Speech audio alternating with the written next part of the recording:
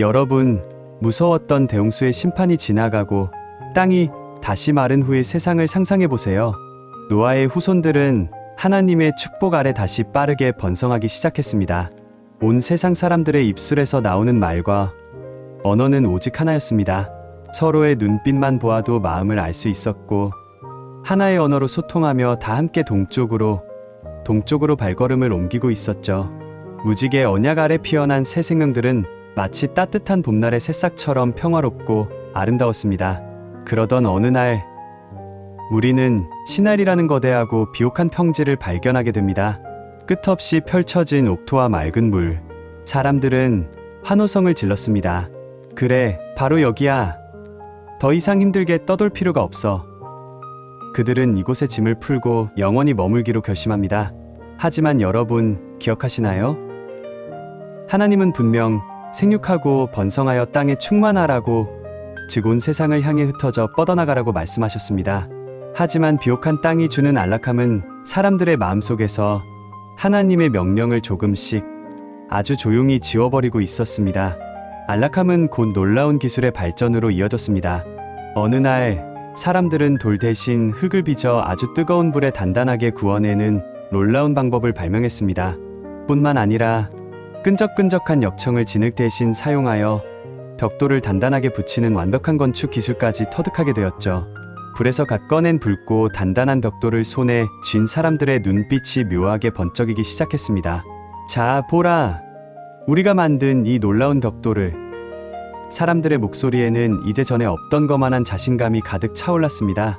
우리가 서로 힘을 합쳐 벽돌을 단단히 굽는다면 못할 일이 무엇이겠는가? 자, 우리가 이 평지에 거대한 성읍을 세우자. 그리고 그 꼭대기가 저 하늘에 닿을 만큼 어마어마한 탑을 쌓아 올리자. 그들의 목소리는 광기에 가까운 열정으로 불타올랐습니다. 그래, 하나님의 이름이 아니라 우리들의 위대한 이름을 널리 알리는 거야. 이 거대한 탑을 중심으로 뭉쳐서 다시는 온 지면에 흩어지는 일이 없게 하자.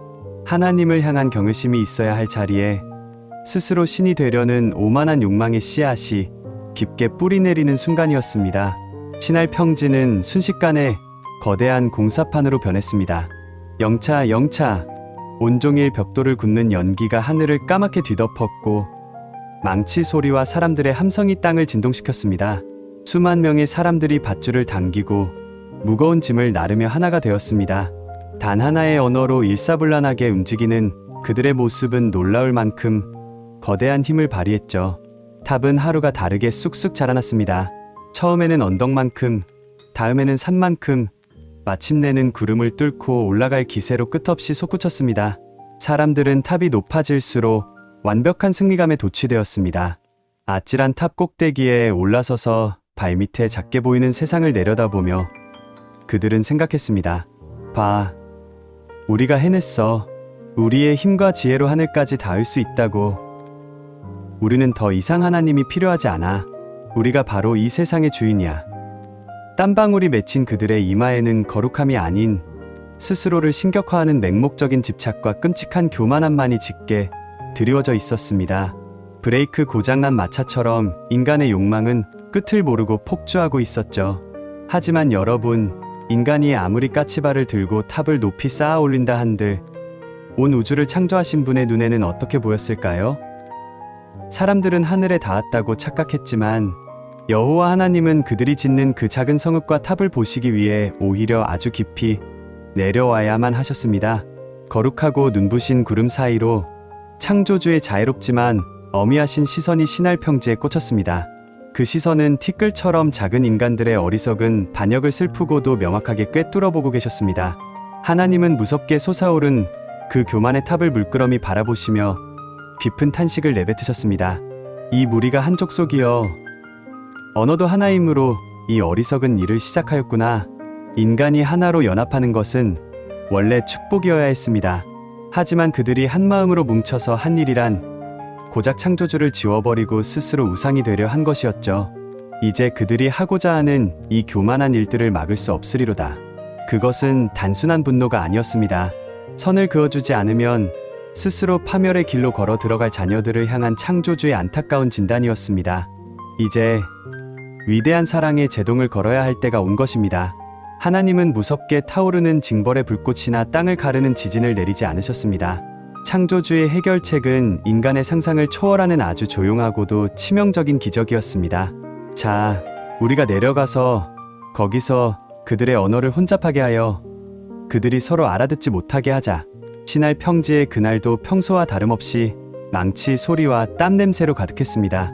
사람들은 여전히 콧노래를 부르며 자신들의 위대한 업적에 도취되어 있었죠. 그런데 그 순간 하늘에서부터 설명할 수 없는 신비로운 바람이 사람들의 귓가를 스치고 지나갔습니다. 가장 높은 곳에서 일하던 붉은 튜닉의 남자가 아래를 향해 외쳤습니다. 어이, 빨리 벽돌을 더 올려. 역청도 마르기 전에 가져오라고. 너무나 익숙하고 당연한 외침이었습니다. 그런데 아래에서 역청을 나르던 사람의 귀에는 그 소리가 마치 짐승의 울음소리나 한 번도 들어본 적 없는 기괴한 소음처럼 들렸습니다. 아래에 있던 사람은 당황하여 되물었습니다. 무슨 소리야? 뭐라고 하는지 하나도 모르겠어. 하지만 그 대답 역시 이쪽 사람에게는 완전히 다른 낯선 언어로 날아갔습니다. 장난해? 당장 벽돌을 올리라니까.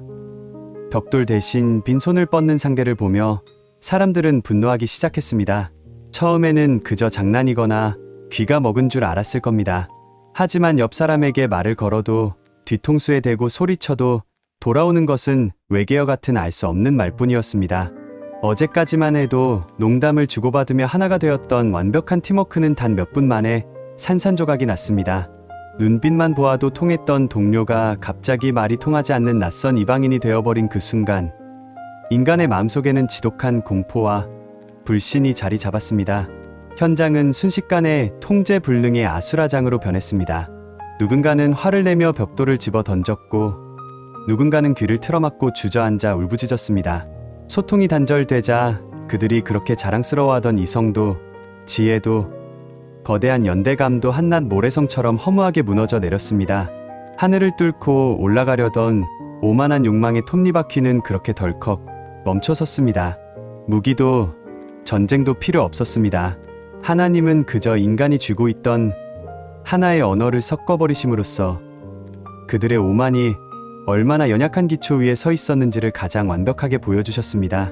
밤이 찾아오자 광기 어린 소라는 잦아들고 짙은 정적이 신할 평지를 덮었습니다. 사람들은 극도의 두려움 속에서 간신히 더듬더듬 자신과 말이 통하는 가족과 친척들을 찾아 작은 무리를 지었습니다.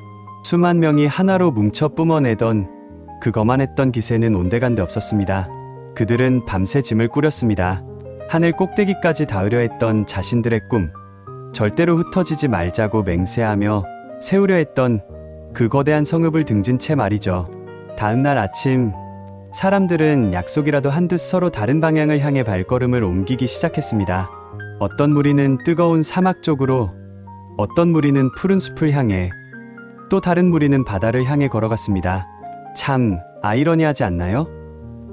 흩어짐을 면하자고 시작했던 그들의 오만한 계획이 결국 그들을 온 지면으로 가장 완벽하게 흩어버리는 결과를 낳았으니 말입니다. 사람들은 무너져 내린 욕망의 파편이 고스란히 남은 그곳을 바벨이라 불렀습니다. 여호와께서 온 땅의 언어를 혼잡하게 하셨다는 뜻이지요.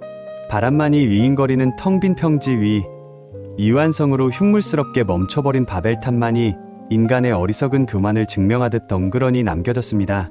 하지만 여러분, 하나님이 그들을 흩으신 것은 단순한 벌이 아니었습니다. 그것은 태초에 인간에게 주셨던 가장 아름다운 축복, 생육하고 번성하여 땅에 충만하라는 그 위대한 창조의 질서를 마침내 회복하신 사랑의 손길이었습니다.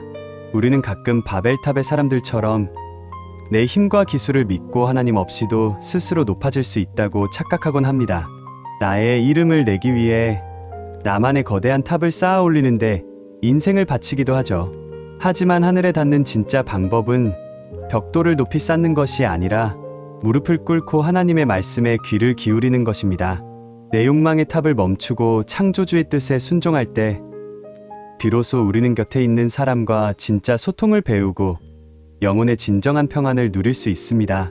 이제 우리 마음속에 위태롭게 서 있는 교만의 탑을 기꺼이 허물고 그 자리에 하나님의 사랑과 순종이라는 가장 아름답고 단단한 반석을 세워가시기를 간절히 축복합니다. 오늘 이야기가 여러분의 지친 마음의 작은 쉼표가 되었길 바랍니다. 구독과 좋아요로 이 따뜻한 공간을 함께 응원해주세요. 남은 시간도 평안하고 따뜻하게 보내세요. 감사합니다.